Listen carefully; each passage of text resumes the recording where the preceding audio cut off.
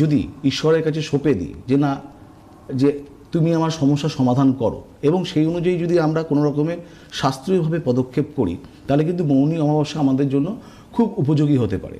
আপনারা প্রত্যেকে জানেন যে এই অমাবস্যাগুলোতে কি হয়, প্রত্যেক মাসে যাই, প্রত্যেকের জন্য পুজো পূর্ণাহুতি, যারা দূর থেকে দেখেন, যারা আসতে পারেন না সরাসরি, তারা পুজো পূর্ণাহুতি দেন।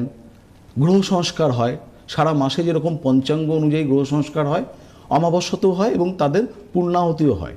অনেকে সশরীরে উপস্থিত থাকেন, অনেকে আবার কিন্তু লাইভ ভিডিওর মাধ্যমে। লাইভটা করি কেন, যে আমরা যে কাজটা করি তার সত্যতাটাকে প্রমাণ করবার জন্য, যে আমরা উপস্থিত থাকি।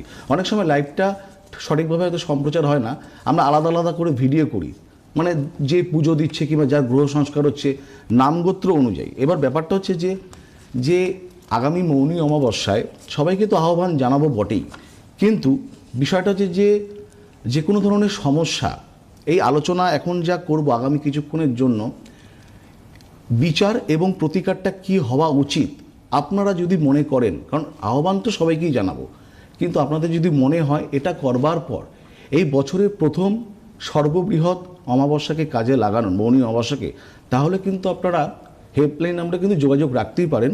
কেবলই মাত্র পুজো পূর্ণাহুতি এবং যার যা যাবতীয় সমস্যা তো শিক্ষা কেন্দ্রিক হতে পারে, দাম্পত্য জীবন কেন্দ্রিক হতে পারে, কর্ম বিষয়ক হতে পারে, বাস্তু কিংবা বিবিধ, যারা বিভিন্ন রকমের সমস্যা ফেস করছেন তারা কিন্তু যোগাযোগ রাখতে পারেন।